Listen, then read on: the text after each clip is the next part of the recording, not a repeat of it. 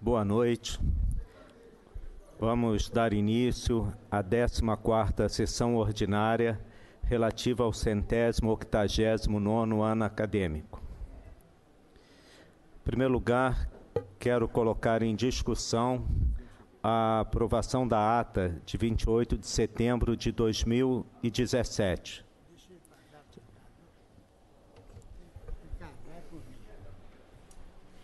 Fica aí.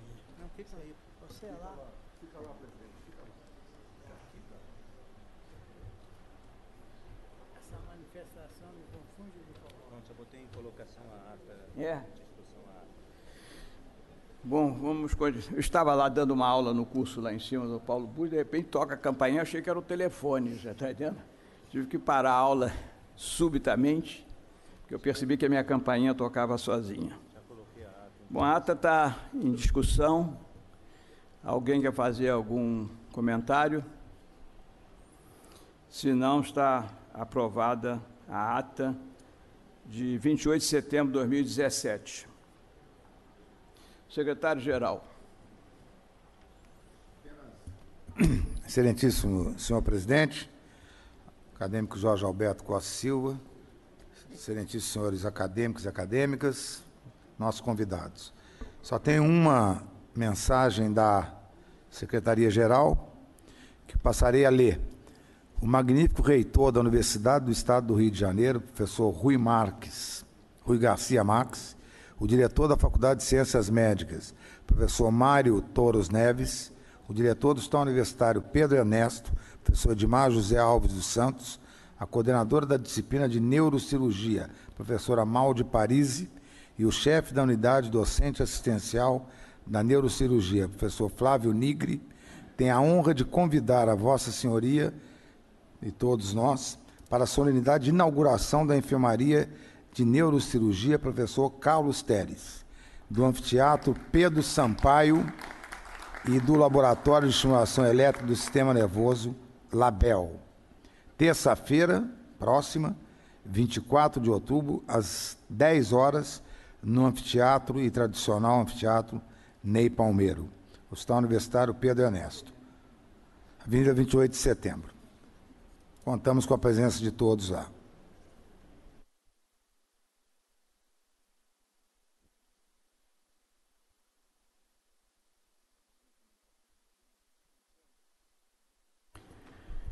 Apenas algumas comunicações rápidas aqui.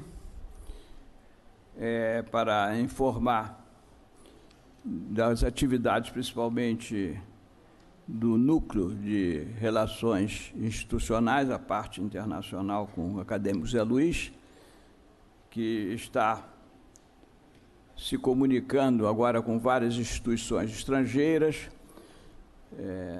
a Alanan, que já tínhamos um relacionamento com ela, o acadêmico Bessias está indo para lá, inclusive para o Congresso da Alanan, que é a Associação das Academias de Medicina da América Latina, de Portugal e de Espanha. Também nós estamos com a relação agora aberta, o canal aberto com a Academia Americana de Ciência e de Medicina, e com a Academia Francesa já é antigo o nosso relacionamento. A Academia de Medicina de Portugal já tive um contato com a Academia recentemente lá e espero que isso frutifique, que avance, que é importante, é a mesma língua, né?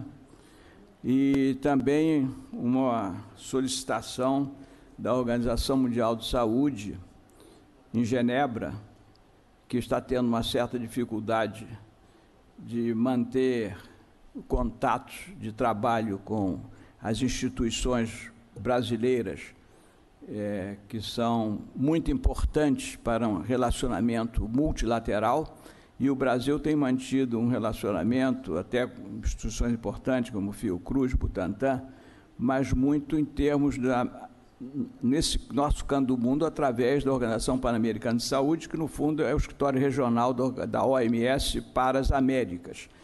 E enquanto o Brasil está sendo solicitado, ou seria muito solicitado, principalmente com os países de língua portuguesa, na África e outros países asiáticos também, em função de muitas patologias que nós temos uma expertise grande e que essa colaboração com esses países seria, a nível de um programa mundial, da Organização Mundial de Saúde, por exemplo, muito importante.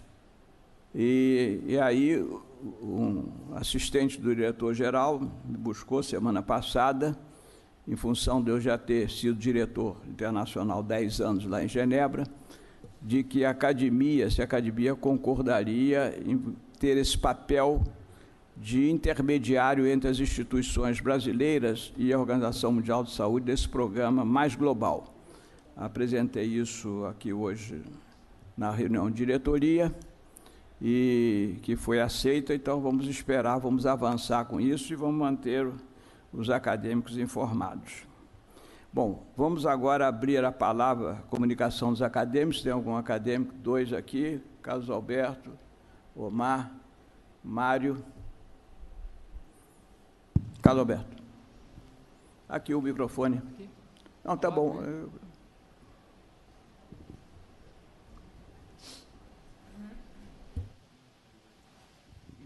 Senhor presidente, senhores acadêmicos, senhores aqui presentes, tem 2 comunicações a fazer, que eu acho que são importantes para a academia.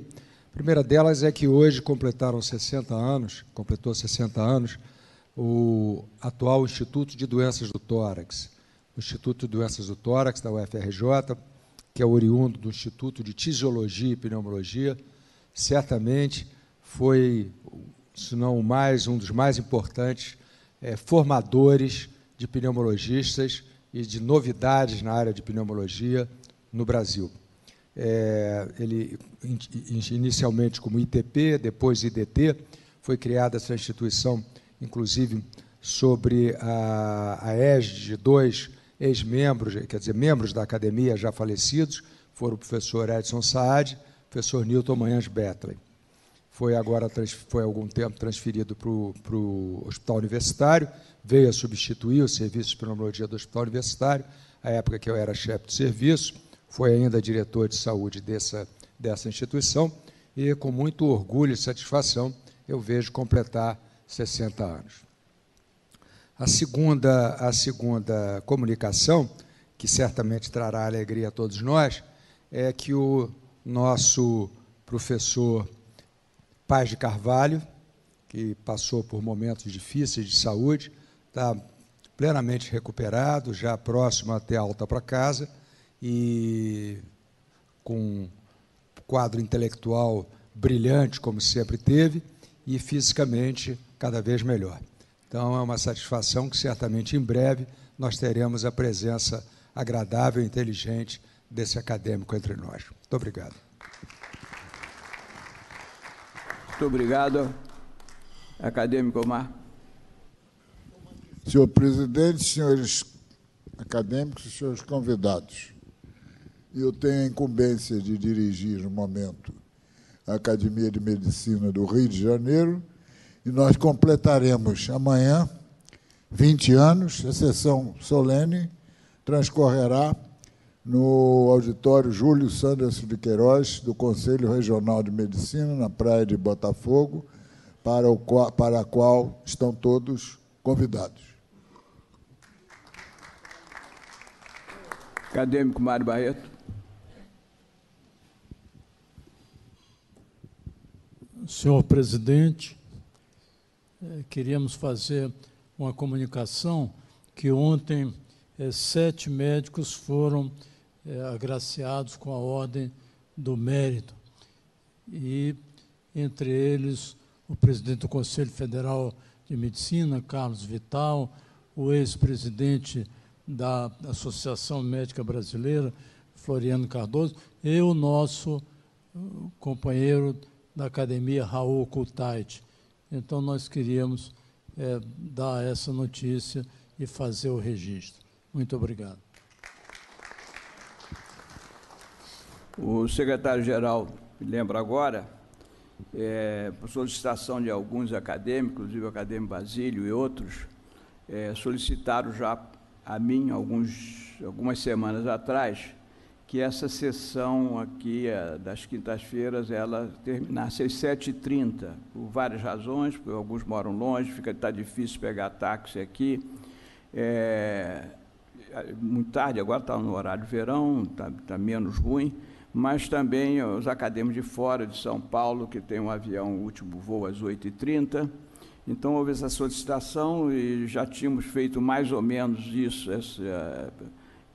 essa sugestão aos organizadores dos simpósios, para que terminasse, algumas já terminaram. É evidente, nós queremos implantar isto a partir do ano que vem, mas vamos fazer um esforço para... Hoje, por exemplo, a sessão vai demorar um pouco mais, porque a sessão está ampla, não dá para cortar. Mas o que nós decidimos na reunião de diretoria? Que nós vamos estender a primeira parte do simpósio, em vez de terminar às 4h, terminar às 4h30, a pausa ali para o salão de 4h30 às 5h30, nós vamos começar meia hora antes e terminar às 7h30. Essa é uma sugestão da diretoria que eu queria apresentar ao plenário para saber se estão de acordo de adequar isso daí, a esse modelo. Tá bom? Bom, oficialmente isso começa no ano que vem, mas para esse ano, sempre que possível, vamos terminar às 7h30. Mas não vale para hoje, Ricardo. Tá bom? Passo a palavra aqui ao acadêmico Ricardo.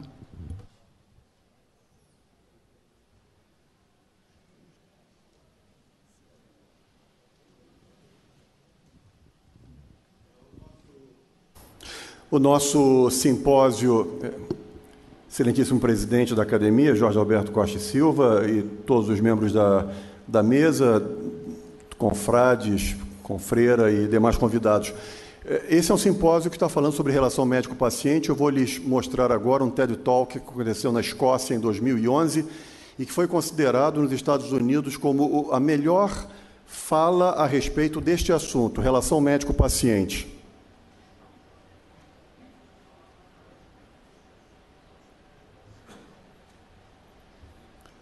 Abraham Verghese.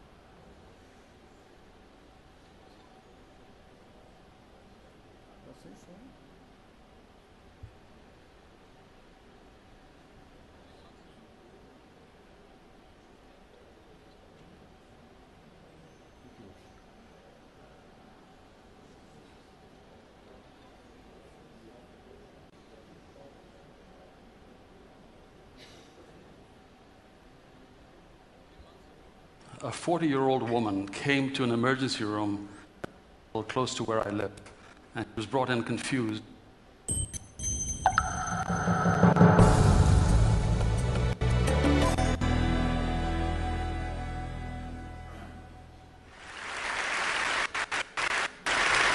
A few months ago, a 40-year-old woman came to an emergency room in a hospital close to where I live, and she was brought in confused. Her blood pressure was an alarming 230/170. Within a few minutes, she went into cardiac collapse. She was resuscitated, stabilized, whisked over to a CAT scan suite right next to the emergency room because they were concerned about blood clots in the lung. And the CAT scan revealed no blood clots in the lung, but it showed bilateral, visible, palpable breast masses, breast tumors that had metastasized widely all over the body. And the real tragedy was, if you look through her records, she had been seen at 4 or 5 other healthcare institutions in the preceding 2 years. 4 or 5 opportunities to see the breast masses, touch the breast mass, intervene at a much earlier stage than when we saw her. Ladies and gentlemen, that is not an unusual story. Unfortunately, it happens all the time. I joke, but I only half joke, that if you come to one of our hospitals missing a limb, no one will believe you till they get a CAT scan, MRI, or orthopedic consult. I am not a Luddite. I teach at Stanford. I'm a physician, cutting-edge technology.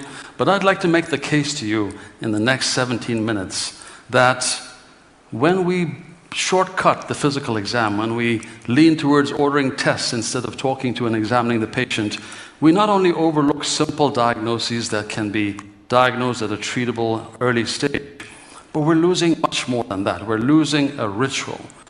Losing a ritual that I believe is transformative, transcendent, and is at the heart of the patient-physician relationship.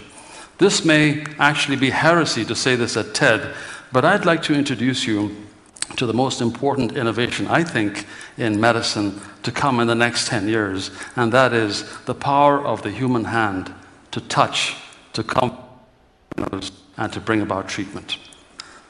I'd like to introduce you first to this person, whose image you may or may not recognize. This is Sir Arthur Conan Doyle. Since we're in Edinburgh, I'm a big fan of Conan Doyle. You might not know that Conan Doyle went to medical school here in Edinburgh, and his character Sherlock Holmes was inspired by Sir Joseph Bell. Joseph Bell was an extraordinary teacher by all accounts. And Conan Doyle, writing about Bell, described the following exchange between Bell and his students. So picture Bell sitting in the outpatient department, students all around him, patients signing up in the emergency room and being registered and being brought in.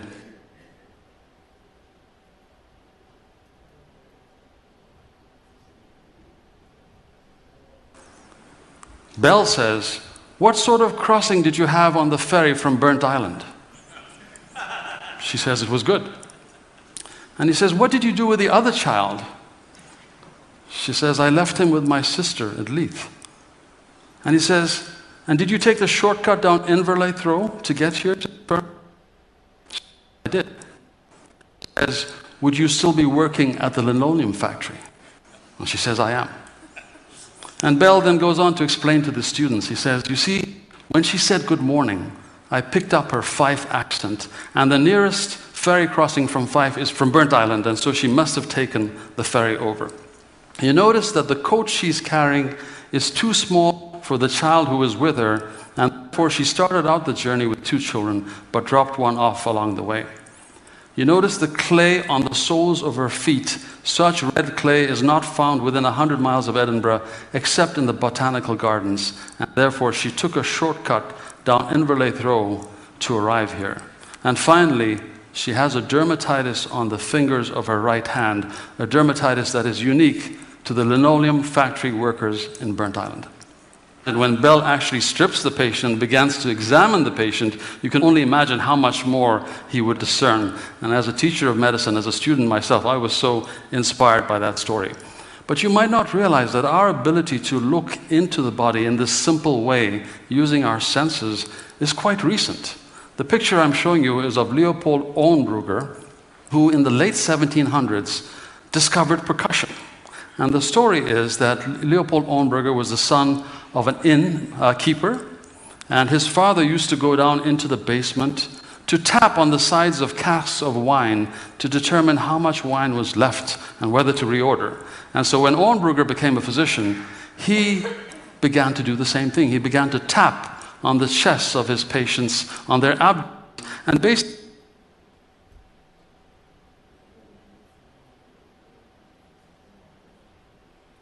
on the heart, fluid in the lungs, abdominal changes. All of this he described in this wonderful manuscript, Inventum Novum, New Invention, which would have disappeared into obscurity except for the fact that this physician, Corvisart, a famous French physician, famous only because he was physician to this gentleman, Corvisart repopularized and reintroduced the work, and it was followed a year or two later by Laennec discovering the stethoscope. Laennec, it is said, was walking in the streets of Paris and saw 2 children playing with a stick. One was scratching at the end of the stick. Another child listened at the other end, and Laennec thought this would be a wonderful way to listen to the chest or listen to the abdomen using what he called the cylinder. Later he renamed it the stethoscope, and that is how stethoscope and auscultation was born.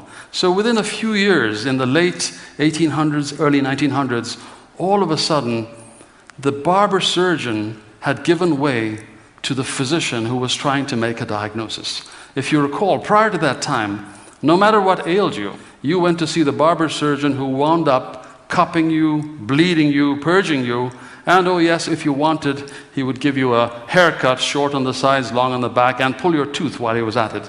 He made no attempt at diagnosis. In fact, some of you might well know that the barber pole, the red and white stripes, represent the bloody bandages of the barber surgeon, and the receptacles on either end represent the pots in which the blood was collected.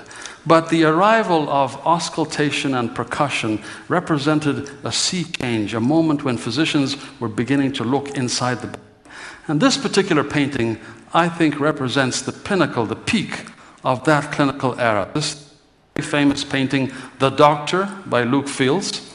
Luke Fields was commissioned to paint this by Tate, who then established the Tate Gallery. And Tate asked Fields to paint a painting of social importance. And it's interesting that Fields picked this topic.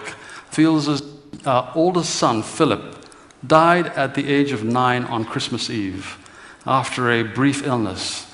And Fields was so taken by the physician who held vigil at the bedside for 2-3 nights that he decided that he would try and depict the physician in our time, almost a tribute to this physician. And the painting, The Doctor, very famous painting. It's been on calendars, postage stamps in many different countries. I've often wondered, what would Fields have done had he been asked to paint this painting in the modern era, in the year 2011? Would he have substituted a computer screen for where he had the patient?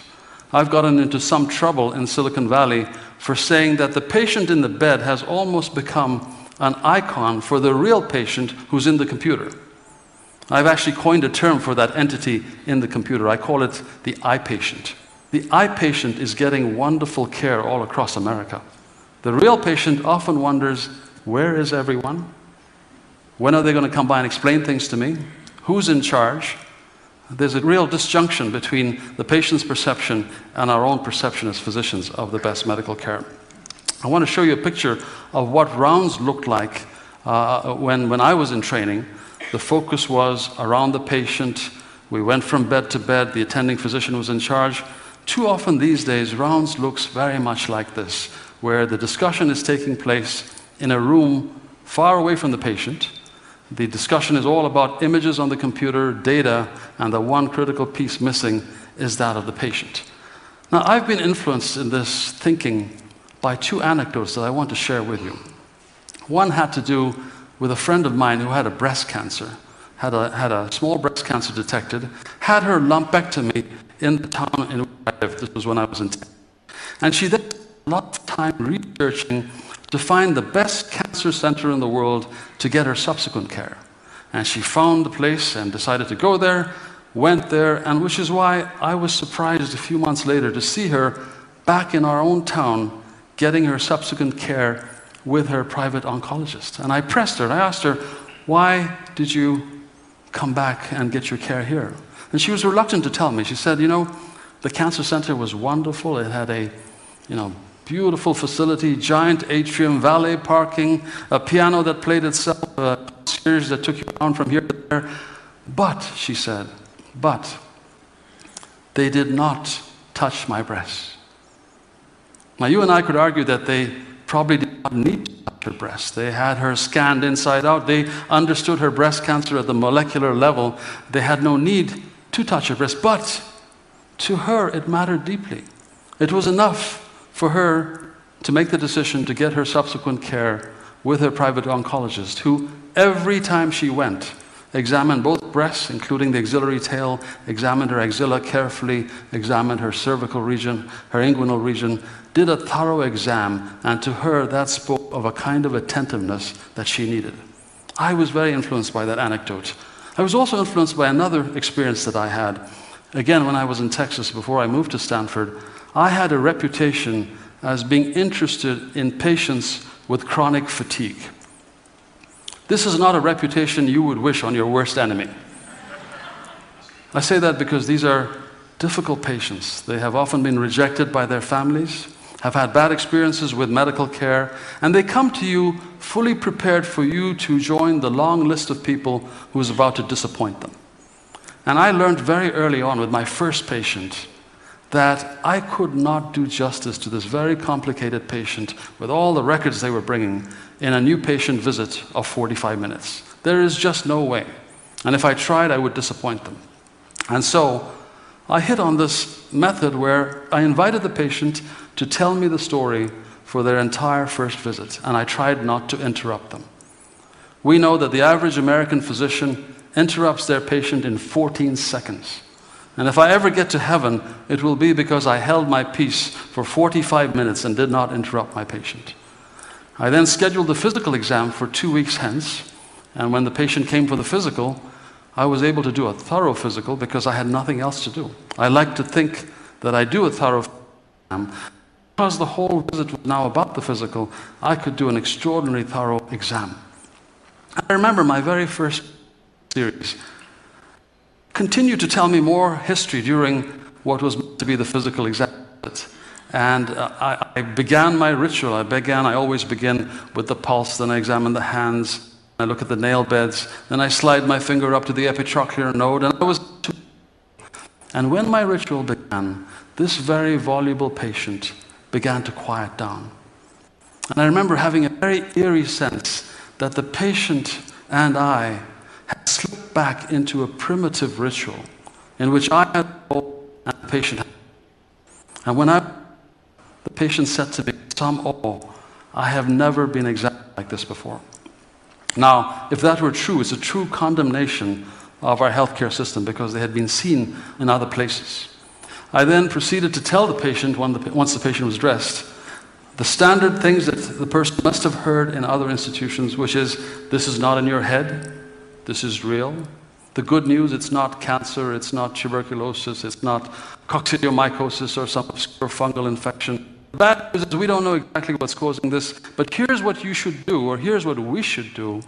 And I would lay out all the standard treatment options that the patient had heard elsewhere. And I always felt that if my patient gave up the quest for the magic doctor, the magic treatment, and began with me on a course towards wellness, it was because I had earned the right to tell them these things by virtue of the examination. Something of importance had transpired in the exchange. I took this to my colleagues at Stanford in anthropology and told them the same story. And they immediately said to me, "Well, you are describing a classic ritual." And they helped me understand that rituals are all about transformation. We marry, for example, with great pomp and ceremony and expense to signal our departure from a life of solitude, misery, loneliness to one of eternal bliss.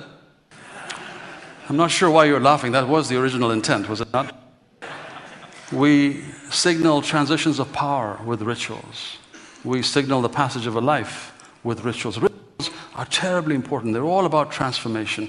Well, I would submit to you that the ritual of one individual coming to another and telling them things that they would not tell their preacher or rabbi, and then incredibly on top of that, disrobing and allowing touch, I would submit to you that that is a ritual of exceeding importance. And if you shortchange that ritual by not undressing the patient, by listening with your stethoscope on top of the nightgown, by not doing a complete exam, you have bypassed the opportunity to seal the patient-physician relationship.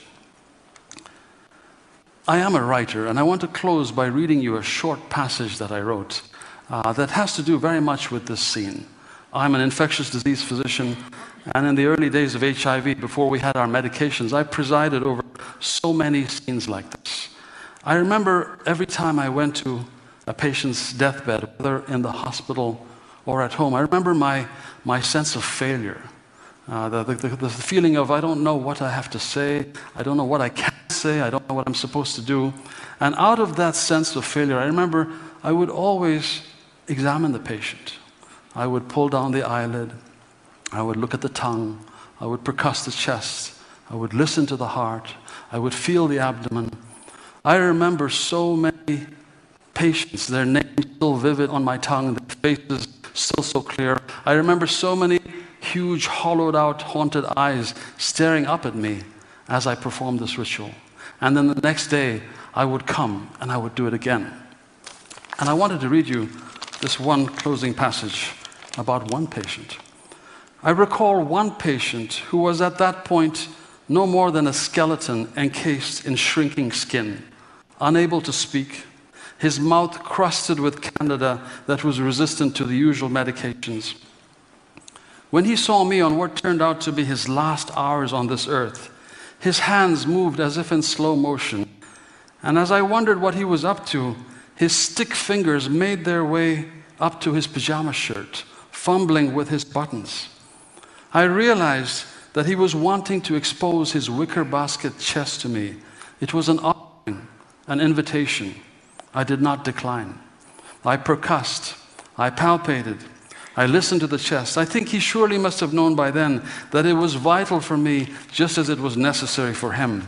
Neither of us could skip this ritual, which had nothing to do with detecting rales in the lung or finding the gallop rhythm of heart failure. No, this ritual was about the one message that physicians have needed to convey to their patients. Although God knows of late in our hubris, we seem to have drifted away. We seem to have forgotten. As if with the explosion of knowledge, the whole human genome mapped out at our feet, we are lulled into inattention, forgetting that the ritual is cathartic to the physician, necessary for the patient, forgetting that the ritual has meaning and a singular message to convey to the patient. And the message, which I didn't fully understand then, even as I delivered it, and which I understand better now, is this: I will always, always, always be there. I will see you through this. I will never abandon you. I will be with you through the end.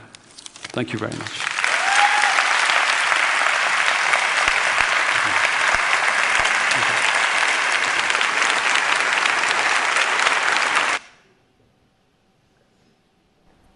O acadêmico Antônio Egídio Nardi é o primeiro vice-presidente da Academia Nacional de Medicina, ele é professor titular de psiquiatria da Universidade Federal do Rio de Janeiro, e é ele que vai falar para nós. Quando eu imaginei esse simpósio com o ex-presidente Pietro Novellino, nós combinamos que, ao final, nós elegeríamos um sentimento difícil e um sentimento mais positivo. Antônio Egídio Nardi vai falar sobre relação médico-paciente e a angústia.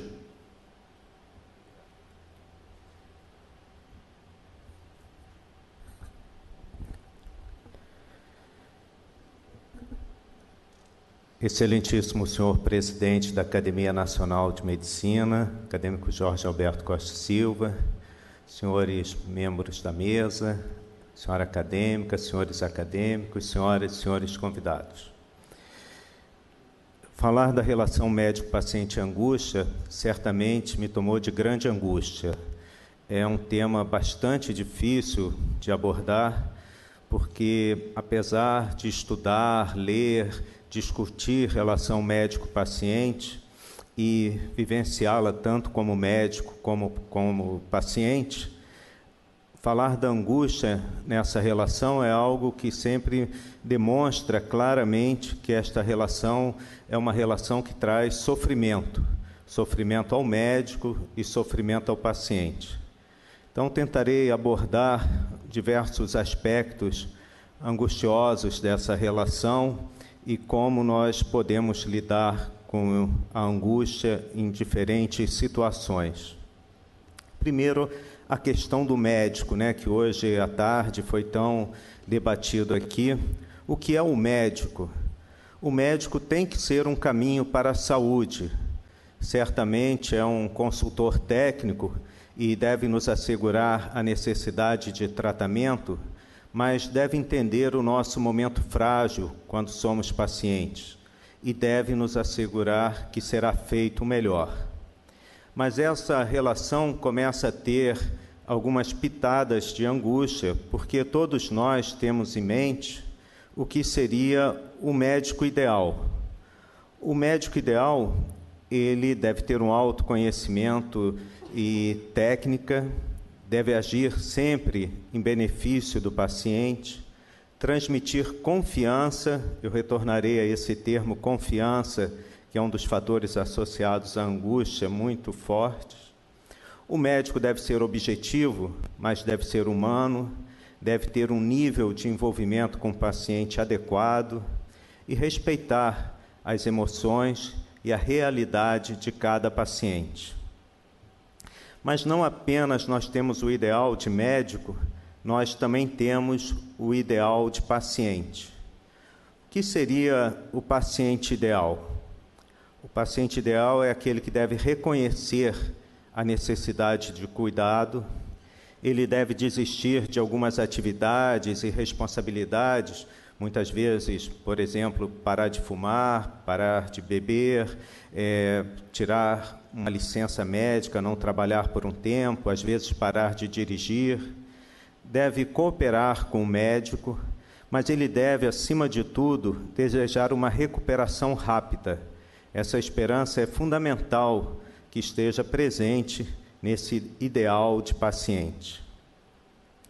Mas a relação médico-paciente, ela traduz alguns sentimentos e comportamentos inconscientes e outros conscientes. Inconsciente, nós temos a transferência e a contra-transferência. A transferência são sentimentos inconscientes, desejos, alguns protótipos infantis nossos, que se exteriorizam nessa relação com o médico.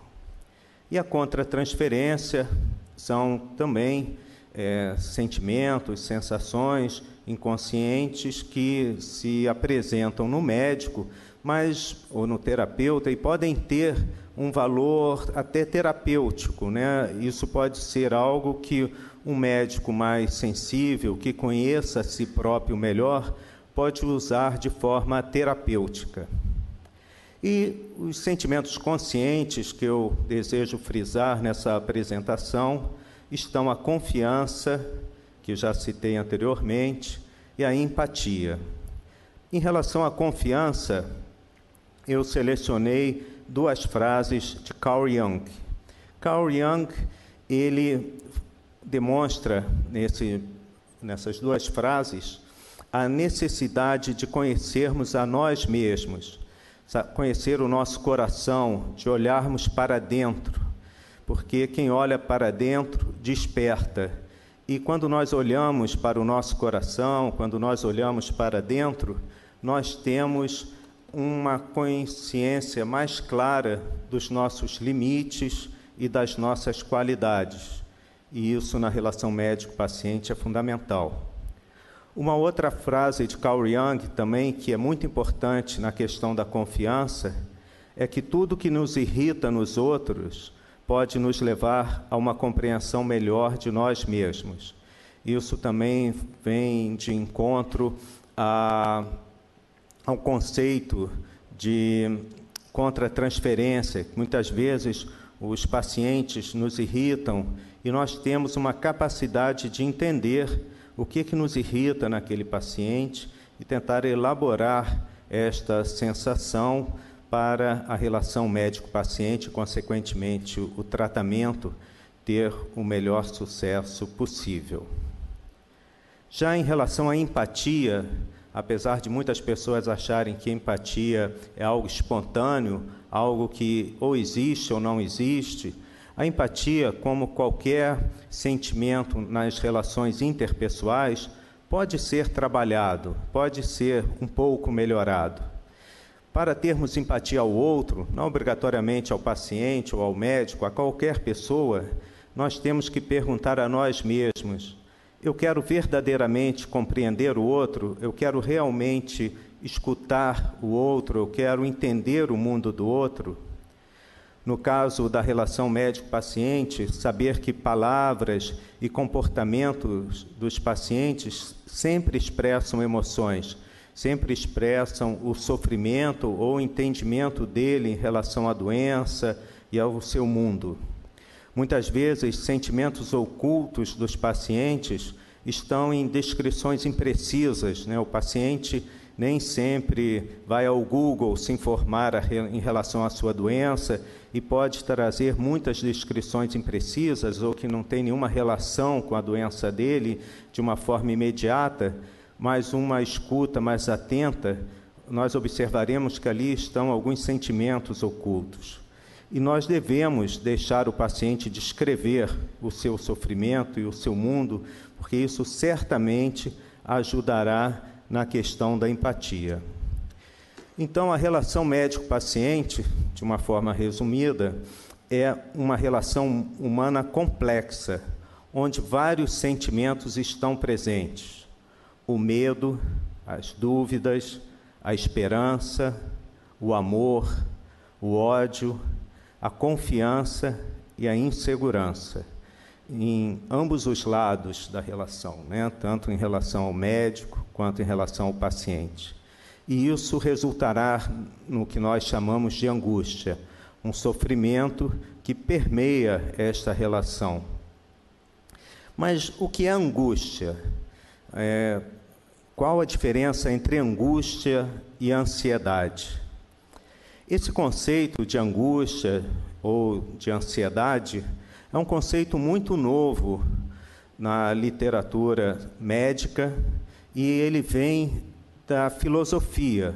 São os filósofos, aqui eu peguei a capa do livro do Søren Kierkegaard, o conceito de angústia, são os filósofos que mostram primeiro que existe um sofrimento humano diferente da depressão, que sempre foi o sofrimento humano mais badalado, mais discutido, que existe um sofrimento humano diferente, que traz um mal-estar muito grande, sem obrigatoriamente abalar o humor da pessoa.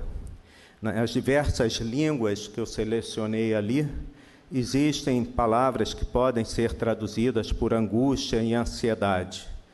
E não há uma unanimidade onde começa a angústia, onde começa a ansiedade. E no meu ponto de vista, que há mais de 30 anos estudo a angústia, a ansiedade, elas são a mesma coisa.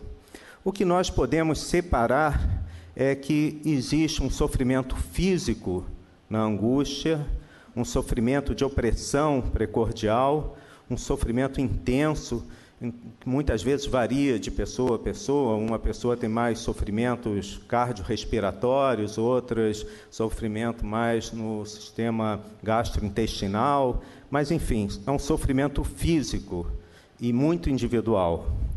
E isso se opõe a um sofrimento mais universal, que se caracteriza por um sofrimento subjetivo, principalmente a preocupação. A preocupação é o sofrimento maior, no meu ponto de vista, em relação à angústia, à ansiedade. Eu escolhi 4 filósofos, pesquisadores em relação à ansiedade, à angústia, para exemplificar estes sofrimentos. Primeiro, eu escolhi Arthur Schopenhauer, que inclusive foi citado brevemente hoje na parte da tarde. Schopenhauer, ele é conhecido como um filósofo pessimista, que tinha uma visão negra em relação à vida. Mas, na minha pouca leitura de Schopenhauer, eu o identifico como um filósofo muito ansioso, muito angustiado, onde essa angústia trazia um sofrimento vital. Por isso ele falava que viver é sofrer. Mas ele tinha, como todo angustiado, uma preocupação com a saúde física enorme. E nesse texto, estudos sobre o pessimismo, que se eu tivesse que colocar um título, colocaria estudos sobre a angústia, ele fala que a saúde não é tudo, mas sem ela o tudo não é nada. Só que Schopenhauer, apesar de dito pessimista, ele tinha um tratamento para a angústia, ele tinha uma solução para a angústia, que era a contemplação artística. E, em parte, hoje nós vimos isso aqui durante as apresentações da tarde e durante várias colocações, que a arte permeia a relação médico-paciente. Eu acho que todos esses quadros, livros, filmes, obras de arte que foram citadas aqui, nada mais é do que a nossa nosso mecanismo de defesa para lidar com a angústia dessa relação médico-paciente através da contemplação artística. A contemplação artística, para Schopenhauer, e eu concordo com isso, é uma forma de nós controlarmos um pouco o nosso sofrimento humano. Um outro importante pesquisador, Charles Darwin. Charles Darwin, muito conhecido pelo livro A Origem das Espécies, mas para a psiquiatria ele tem um livro que eu julgo mais importante, que é a expressão das emoções no homem e nos animais. Neste livro, Charles Darwin ele traz assim, dois conceitos muito importantes. O primeiro, ele afirma, isso no século XVIII, quando a Igreja tinha ainda um poder maior do que hoje, que nós, humanos, somos animais, apenas um pouco mais desenvolvidos. E como todos os animais, nós temos alguns sentimentos, algumas funções mentais que estão presentes nos animais superiores, entre elas a ansiedade. A ansiedade, Charles Darwin foi o primeiro a mostrar que existe uma ansiedade ou uma angústia adaptativa. A ansiedade não é só uma função que nos incomoda e faz mal. Ela pode nos incomodar e isso nos previne do predador. Então, quando nós sabemos que temos algum perigo à frente, ficamos ansiosos e tomamos uma medida para nos livrar desta ansiedade. Então, tomamos várias medidas no dia a dia, exatamente para não ficarmos angustiados, ansiosos, e isso é algo adaptativo e útil. Isso foi uma demonstração original do Charles Darwin em relação à função mental ansiedade, a ansiedade adaptativa. Um outro filósofo importante nessa área é Albert Camus. Albert Camus foi o primeiro prêmio Nobel de literatura africano, ele nasceu na Argélia, e nesse livro O Estrangeiro, ele fala, em vários livros ele fala da ansiedade, da angústia existencial, mas nesse livro ele tem essa frase que o ser humano é a única criatura que se recusa a ser o que ele realmente é. E a questão em relação a essa frase que gera ansiedade ao ser humano, ao recusar ser o que ele realmente é se isso é algo favorável ou desfavorável. Porque se nós aceitássemos ser o que realmente somos, talvez ainda estivéssemos na idade da pedra. Mas ao recusarmos aos nossos limites e sempre tentarmos superá-los, faz com que o homem tenha tido uma evolução não apenas tecnológica, mas também nos seus sentimentos e na compreensão do seu coração. Por fim,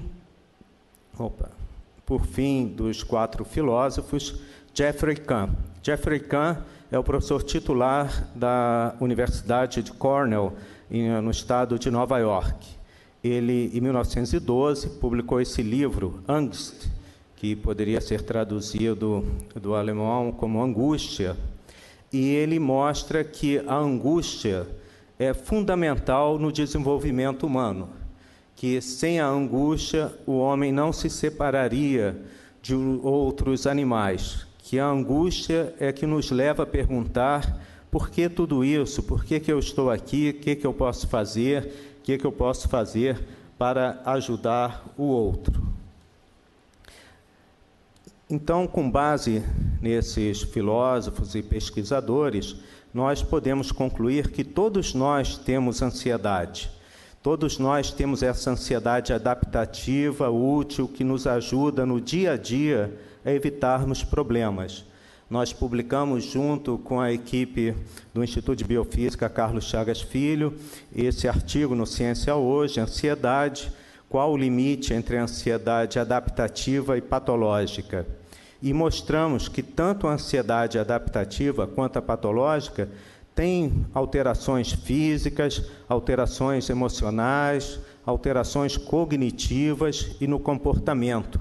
A diferença entre a ansiedade adaptativa e patológica é muito pequena em relação a essas características. A ansiedade patológica, ela se caracteriza mais por uma limitação ao cotidiano. Enquanto a adaptativa nos ajuda a viver melhor, nós evitamos problemas no futuro, a patológica limita o nosso cotidiano, traz um intenso sofrimento físico e psíquico, e assim prejudica a nossa qualidade de vida, e é crônica. A ansiedade patológica, se não tratada, ela pode durar uma vida inteira, e isso traz um sofrimento muito grande, porque a ansiedade patológica é rica em sintomas. Sintomas de hipervigilância, como insônia, irritabilidade, uma antecipação negativa, preocupações, dificuldade de concentração, uma tensão motora, tremores, dificuldade de relaxar, agitação, fadiga e etc. E uma hiperatividade autonômica, dificuldade para respirar profundamente. Alguns pacientes falam que não conseguem encher o pulmão de ar, palpitação, sudorese, tontura, ondas de frio e calor, enfim, vários sintomas. E esses sintomas, que muitas vezes são desvalorizados no paciente ansioso, eles têm um respaldo neuroanatômico. Já foi descrito em 1988 o circuito do medo, um conjunto de núcleos cerebrais responsáveis pelo medo, que é um tipo de ansiedade dirigida a um objeto ou situação, mas que poderia muito bem ser chamado de circuito da ansiedade ou circuito da angústia. E os dois núcleos principais, ou duas áreas cerebrais principais em relação à ansiedade, são a amígdala, que talvez seja o grande maestro, o núcleo grande maestro de todo esse circuito do medo, e o córtex pré-frontal. O córtex pré-frontal, ele tem uma responsabilidade grande na gênese da angústia, porque ele é que gerencia os nossos pensamentos. E o angustiado, a pessoa que sofre de angústia, tem alguns pensamentos, algumas preocupações que acabam se retroalimentando.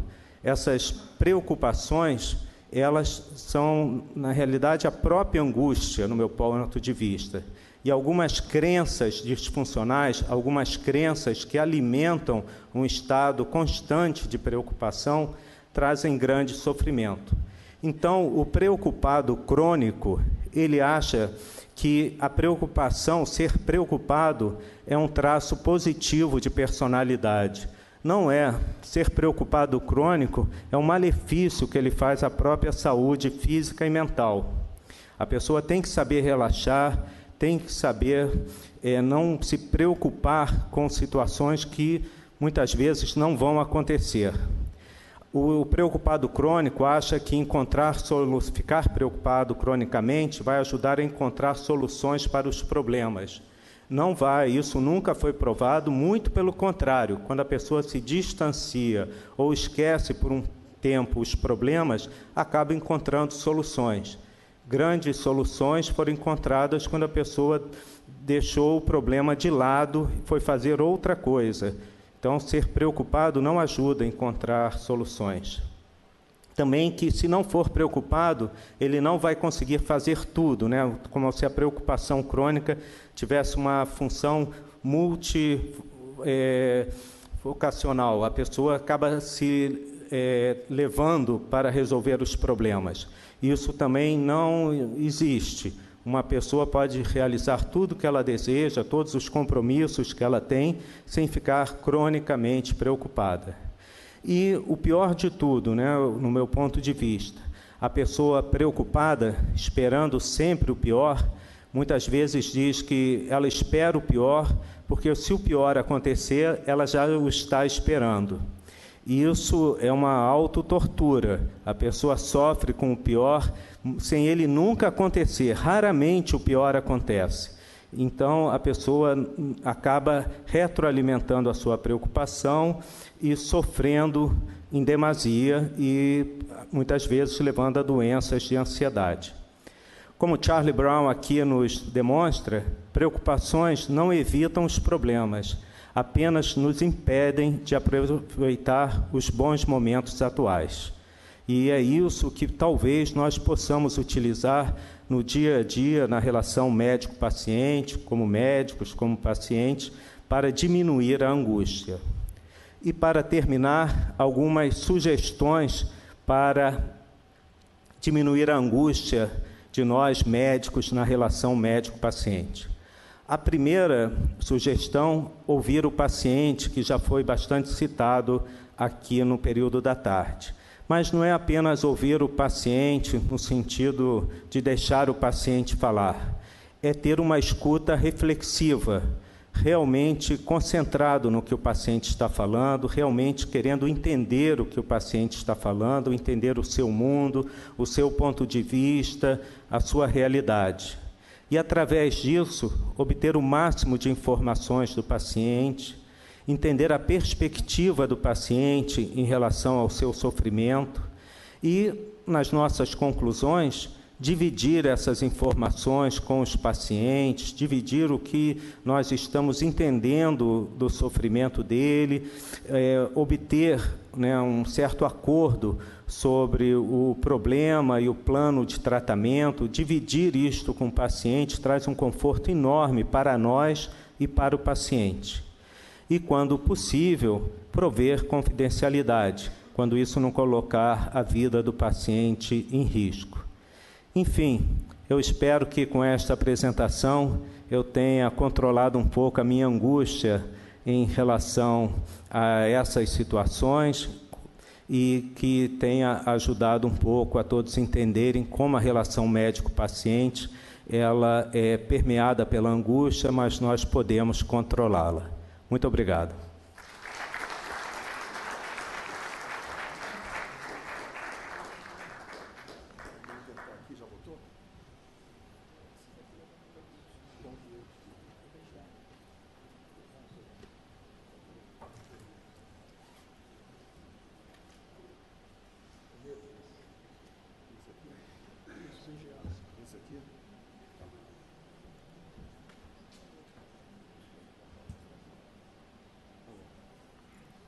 Esse aqui, deixa eu colocar.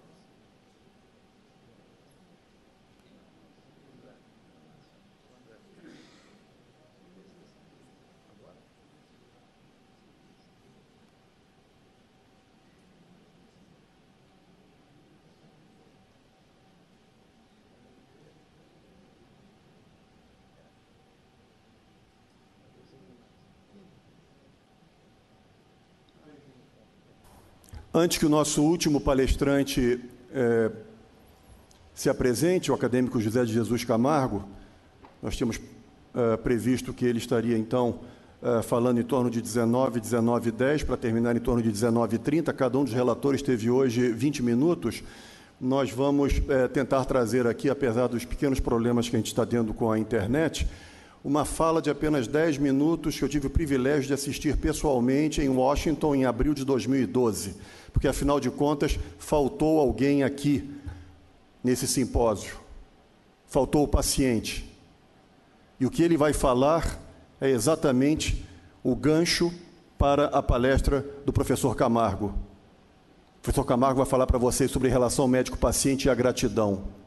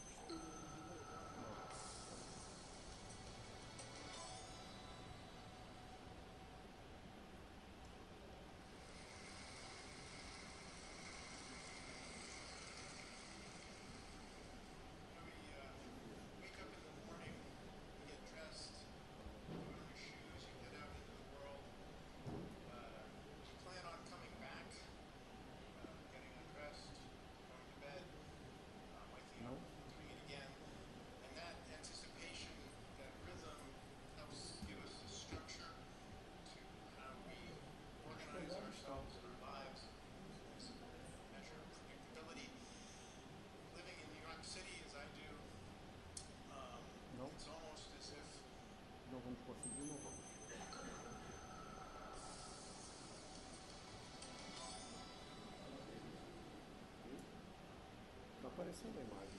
Espelhando está. Você não está conseguindo botar o som.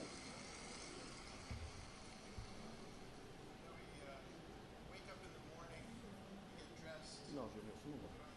Sim, não. Não vai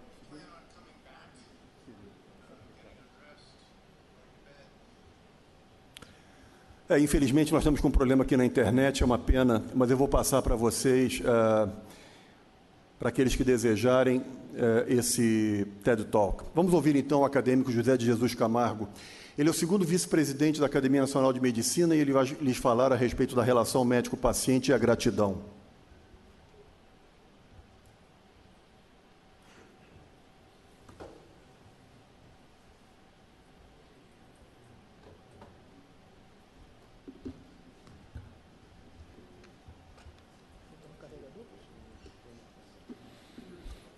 Boa noite a todos. Senhor presidente da academia, prezados confrades e confreiras, distintos convidados. A gratidão é um dos sentimentos mais nobres, certamente representa uma divisória no caráter das pessoas. Porque é muito improvável que alguém passe pela vida sem que em algum momento alguém lhe tenha estendido a mão. E por isso se pode dizer com certeza que todo mal agradecido não presta. E depois de um tempo, aprendemos que esse tipo de gente não merece nenhuma reconsideração diagnóstica, por ser essa uma deformação moral, um traço de caráter, e como todos os outros, tende a se agravar com a idade. A tendência ao exercício da gratidão é inata no ser humano. E talvez o sorriso do bebê, quando a mãe lhe oferece o seio, seja o primeiro gesto de gratidão, imaculado como nascemos. O convívio social subsequente imporá limites na manifestação dos nossos sentimentos, e isso implicará numa redução da espontaneidade, tão constante nas crianças e que vamos perdendo com a construção dos filtros considerados indispensáveis para a interação elegante com outros adultos que também passaram pelo mesmo processo e se tornaram educados, ou seja, aprenderam a ser pessoas civilizadas, estas que Oscar Wilde reconheceu como incapazes de magoar outras pessoas sem querer. A cultura moderna, seguindo a tendência de que sempre é possível piorar, introduziu o conceito do politicamente correto, que, seguido à risca, nos transformará em caricaturas tão simpáticas que nem nos reconheceremos mais. Provavelmente por isso recorremos tanto à inocência das crianças e à simplicidade dos mais toscos, que não tiveram tempo nem oportunidade de submeter aos novos padrões civilizatórios.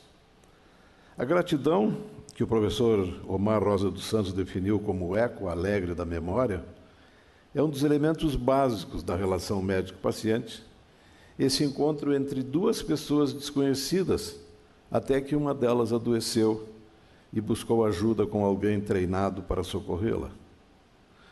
Claro que, como afeto e empatia não são comportamentos programáveis, porque dependem de afeto, disponibilidade, empatia e generosidade, teremos relações doces e carinhosas, entremeadas com outras, ásperas e agressivas. Tanto a solidariedade quanto a desconsideração no sofrimento são experiências inolvidáveis. Uns pacientes ficarão agradecidos, outros revoltados, mas ninguém esquecerá. A desconsideração no sofrimento sempre será vista como o modelo mais requintado de humilhação, e esta só se extinguirá com a morte do humilhado. Muitas vezes, convivendo com uma população heterogênea de jovens acadêmicos, me ocorreu perguntar o que lhes tinha movido na escolha pela medicina. A maioria disse que tinha sido a oportunidade de ajudar as pessoas, mas hoje, depois de 45 anos de profissão, eu tenho a convicção absoluta de que os melhores médicos, não por acaso, são pessoas carentes que perceberam intuitivamente que essa trilha de afeto era o caminho mais curto para a gratidão e passaram a se alimentar dela no limite da dependência. Como as pessoas são intrinsecamente diferentes, teremos modelos de gratidão os mais variados. A gratidão comedida dos pacientes que pagaram pelo atendimento, e alguns se comportam como se o pacote contratado incluísse não apenas o trabalho, mas também a disponibilidade do médico em tempo integral. Desse tipo de paciente não há que se esperar quase nada que vale a pena recordar. No outro extremo, as pessoas humildes, que se comportam como se o cuidado médico fosse um favor que a sociedade lhes presta, oferecendo-lhes um tratamento pelo qual não teriam condições de pagar. Essas criaturas puras e imaculadas, porque nunca tiveram que impressionar ninguém e sempre foram o que são, se revelam capazes dos gestos de gratidão mais inesquecíveis. O Zé Luiz era um negro de uns 50 anos, operado de um grande tumor de pulmão, e foi reconhecido na sala de cirurgia pelo anestesista, que o identificou como um morador do seu bairro, onde ele tinha duas famas. Era um exímio pintor de paredes e um ladrão assumido. Um mês depois da alta, ele voltou ao hospital com uma caixa de pêssegos, uns maracotões enormes. Conhecendo a fama do meu novo agradecido, eu quis saber onde ele tinha conseguido aqueles pêssegos. Depois de pressionado, ele admitiu que o português, que tinha uma banca de frutas na Praça 15, tinha umas 300 dessas caixas. E ele achava que uma não faria a menor diferença. O comovente gesto de alguém que provavelmente muitas vezes passara fome e que correra o risco de ser pego roubando para expressar gratidão foi, para mim, um momento inesquecível. Quando Zé Luiz voltou ao hospital cheio de metástases 18 meses depois, aconteceu um acidente bizarro. Uma enfermeira invadiu a minha sala aos gritos de que o Zé tinha pegado fogo. Entrei no quarto e encontrei o Zé, que originalmente já era um negro muito feio, todo sapecado, porque tabagista inveterado decidira fumar um cigarrinho, sem saber que o oxigênio que usava era comburente. Com uma cara de constrangimento, ele ouvia o sermão da enfermeira. E então eu tive uma ideia, da qual me orgulho até hoje. Eu pedi que todos saíssem. E perguntei ao Zé se ele aceitava fumar um cigarrinho comigo. E enchemos aquele quarto de fumaça, e eu vi na cara feia e chamuscada do Zé um sorriso lacrimoso da mais pura emoção. O Miguelito era um garçom uruguaio. Trabalhava num bar na frente da Santa Casa. E era muito festejado pelos médicos jovens, porque ele sempre tinha histórias maravilhosas para contar. Toda vez que ele tinha uma crise de dispneia, como complicação do seu enfisema, ele nem ia trabalhar. Passava direto ao pavilhão Pereira Filho, onde convivemos durante muitos anos. Quando ele morreu, deixou com a filha a recomendação de que me entregasse um presente. Era um velho relógio de bolso com tampa de ouro e uma carta onde ele pedia desculpas à filha, porque a única coisa valiosa que ele tinha nesta vida, ele precisava deixar para esse doutor, porque ele sempre me tratou como um amigo, e isto nós éramos. Mas ele também me tratou como um igual, e isso nós não éramos. O Fernando era um assaltante que fora baleado no peito e trazido ao nosso centro cirúrgico porque era o socorro mais próximo. Depois de suturado o duplo ferimento cardíaco e transfundido cerca de 20 bolsas de sangue, nós insistimos numa ressuscitação inútil por mais de 1 hora antes de desistirmos. Uma semana depois, recebi um recado de que a mãe do Fernando estava na porta do bloco e queria muito falar comigo. Doutor, eu sabia que isso um dia ia acontecer, porque o meu filho nunca teve um amigo que prestasse. Mas hoje eu não vim aqui para me queixar, porque eu já chorei muito essa semana, e eu sei que o senhor fez o possível para tentar salvá-lo, e eu não tenho como pagar por isso. Então, eu fiquei pensando que talvez eu pudesse doar um pouco do meu sangue, para que o senhor tentasse salvar alguém que merecesse muito viver.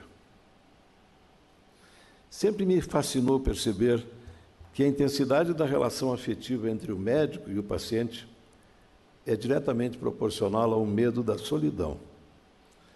Eu convivi com a Sabrina por 2 semanas.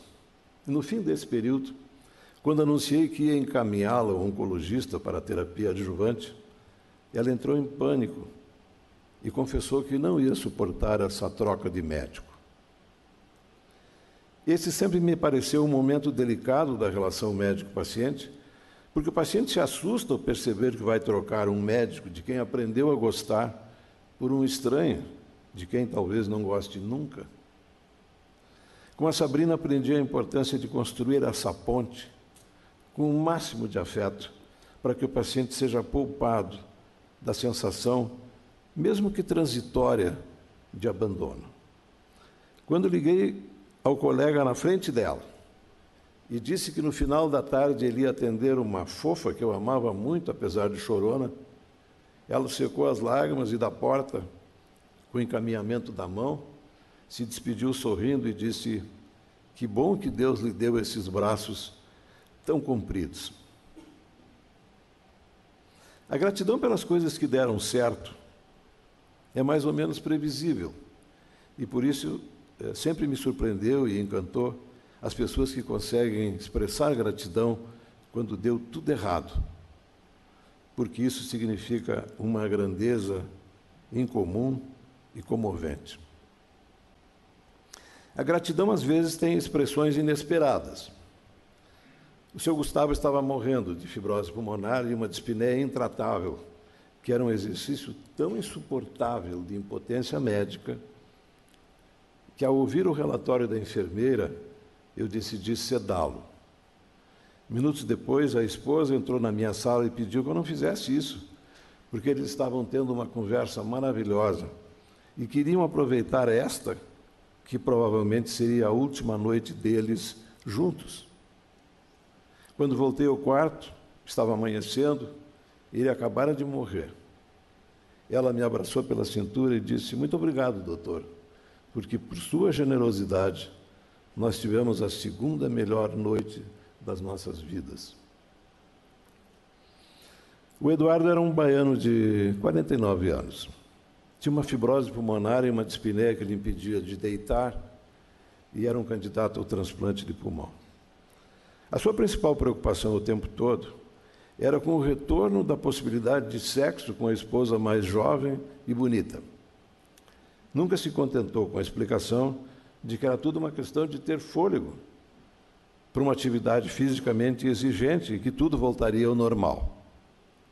2 meses e meio depois do transplante, de volta à Bahia, um telefonema às 2h30 da manhã, e ele anunciou laconicamente: meu rei, eu consegui.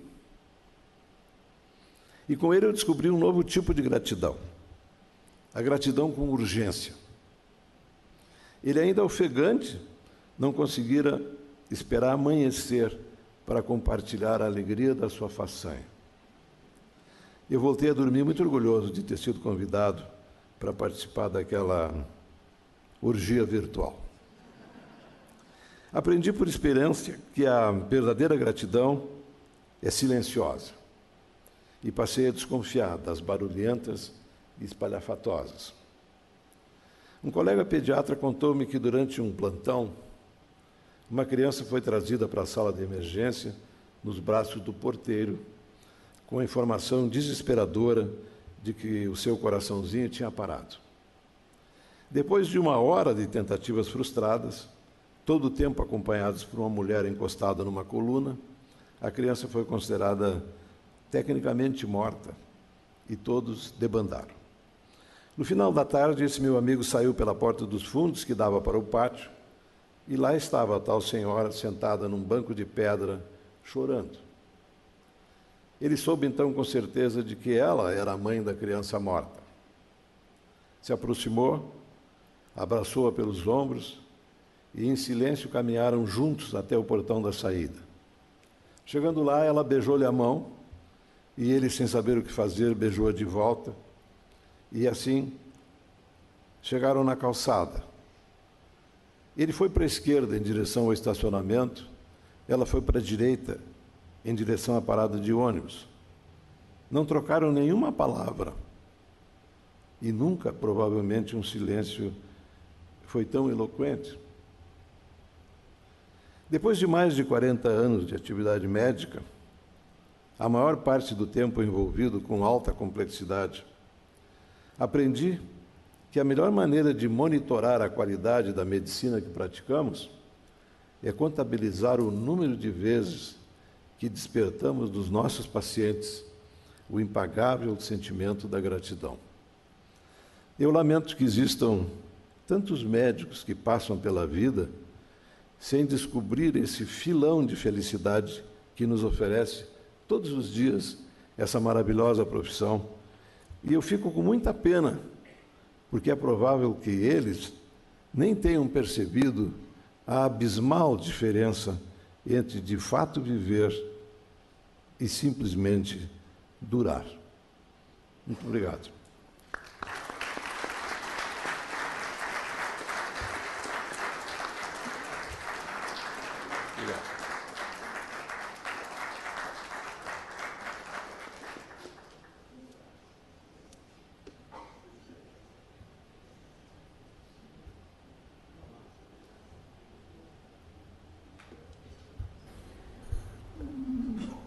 Muito obrigado, acadêmico Camargo, pelo esse grande final dessa tarde.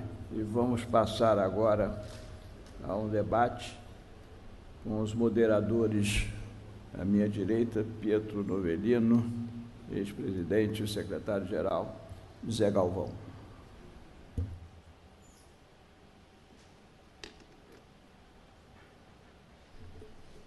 Senhores, minhas senhoras, 3 apresentações extremamente significativas e importantes, né? Não só para a prática médica, mas para o viver como médico. Inicialmente, na apresentação do acadêmico Ricardo Cruz, ele mostrou a importância progressiva do contato médico, do ouvir o paciente, das coisas que nós passamos 2000 anos aprendendo e que, de repente, pensamos que pode ser desprezada como se nada fosse e substituída pela alta tecnologia. Chega a tal ponto a alta tecnologia, coisa pessoal, que algumas vezes, eu como professor de semiologia, eu examino todos os pacientes e tenho prazer em fazê-lo. Mas que às vezes eu sou surpreendido por pacientes que chegam com todos os exames possíveis, absolutamente possíveis. Tomografia, ultrassom, ressonância, tudo. E eu o convido a mudar de sala para ser examinado. E o surpreendo, porque ele está com uma sacola de exames que já foram vistos. Então, a tecnologia chegou a tal ponto que, por vezes, eu fico constrangido em examinar. Um dos maiores semióticos desse país, Selmo Celeno Poto, hoje todos os jovens estudam nos livros de semiologia dele, faz uma alusão muito grande, num primeiro slide de relação médico-paciente, do que seria a medicina ontem e hoje. E ele coloca um gigante na anamnese e coloca um anãozinho no exame físico. A verdade é que saber ouvir um paciente é a maneira mais próxima de chegar a um diagnóstico, de todas as maneiras. Mais próxima, mais elegante, mais afável, mais amável, mais barata, mas muito pouco desejado por alguns que nos obrigam a fazer uma tomografia computadorizada de abdômen numa jovem com dor abdominal com 18 anos antes de ser examinada. É uma tragédia. A tecnologia veio depois de 2, 3 mil anos, talvez, de grande aprendizado que conseguimos decodificando sinais, sintomas através da história e do exame físico. E ela é maravilhosa. mas ela também tem que ser moldada, tem que ser educadamente usada. Eu acho que isso é fundamental. Na apresentação do professor Nardes, eu sempre fui um ansioso. Eu quase já marquei uma consulta depois. Sou um eterno angustiado, ansioso. E ficou claro para mim hoje que eu sou. Porque eu não sou pessimista. Alguns achavam até que eu era pessimista e tão ansioso. Eu sempre fico na expectativa, pode dar errado.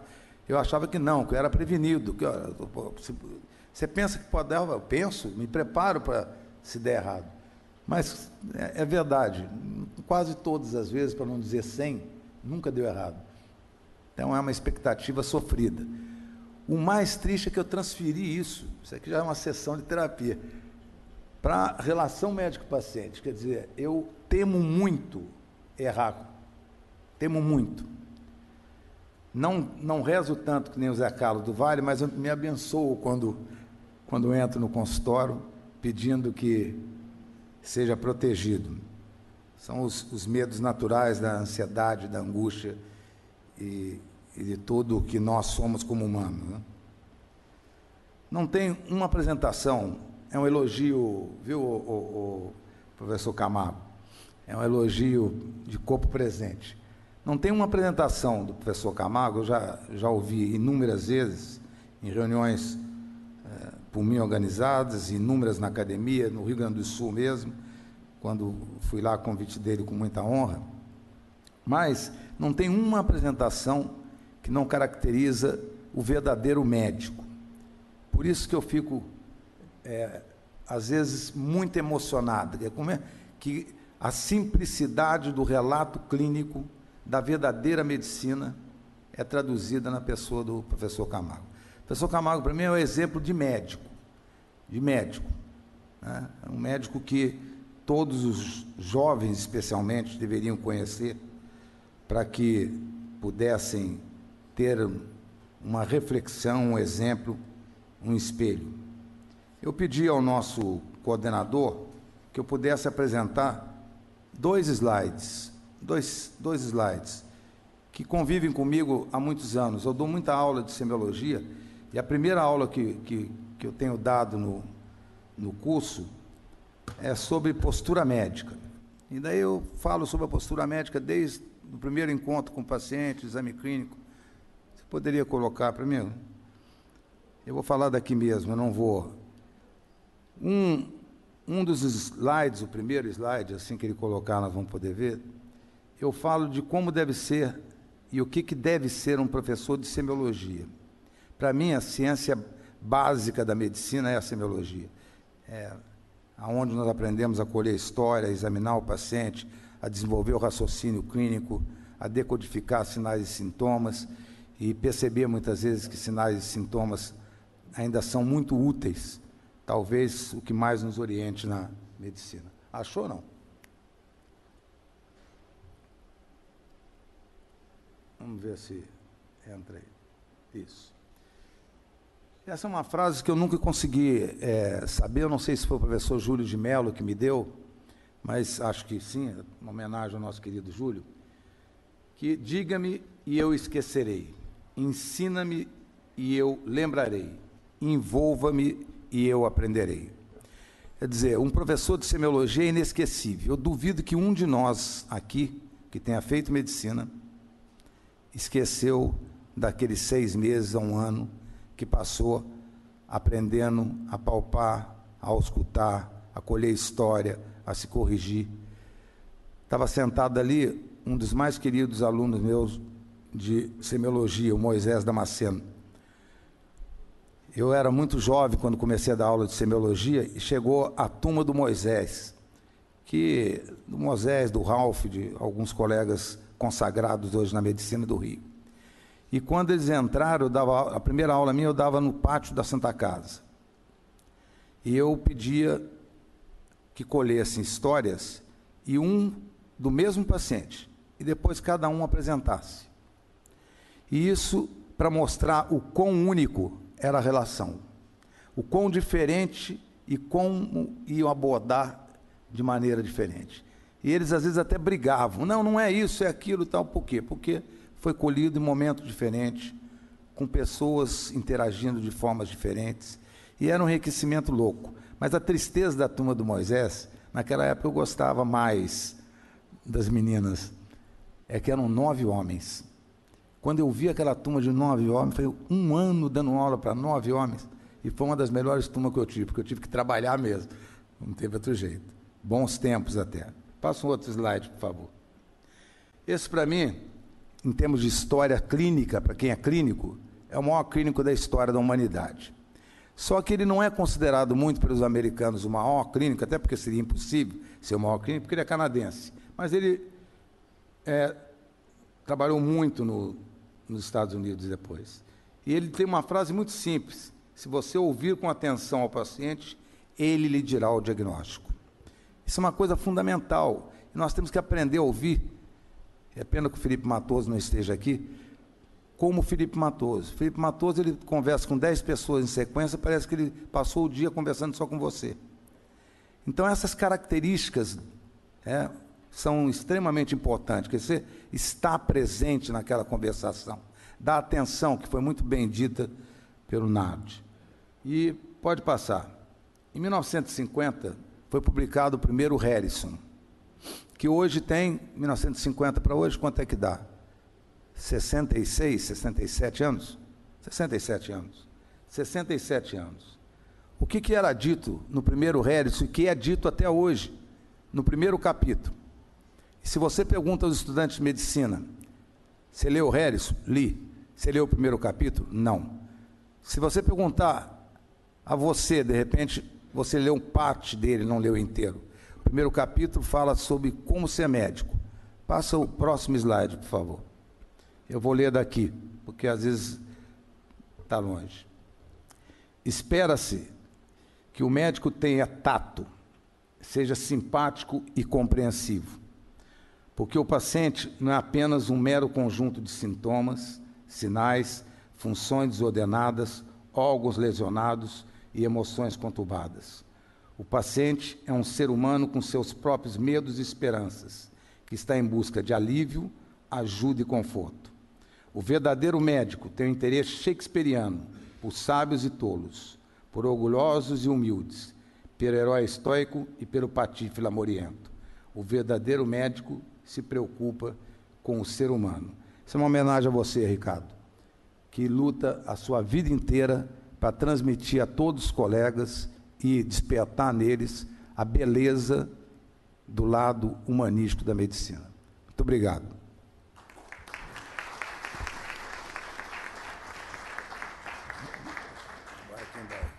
Agora vai para o debate. Foi combinado debate, então. Vamos ouvir, então, a plateia inicialmente. Algum acadêmico que deseja fazer alguma ponderação, alguma pergunta? Pode fazer. Pérez está olhando o relógio, pode fazer.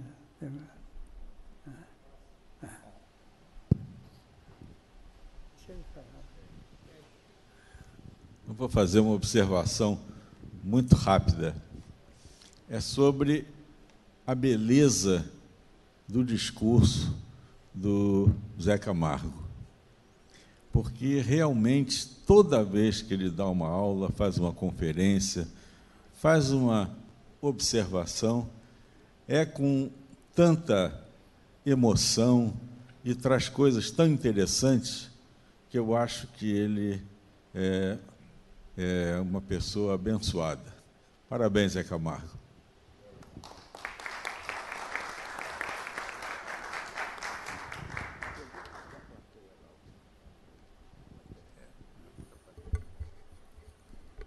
Abrindo uma exceção, por concessão do senhor presidente, eu vou abrir a palavra para a plateia. Se alguém quiser fazer alguma pergunta, esta casa é uma casa democrática e, evidentemente, os senhores não têm nenhum receio de fazer uso da palavra. Está aberta a palavra para o público que está aqui, para a plateia. plateia sem ser a nossa, né?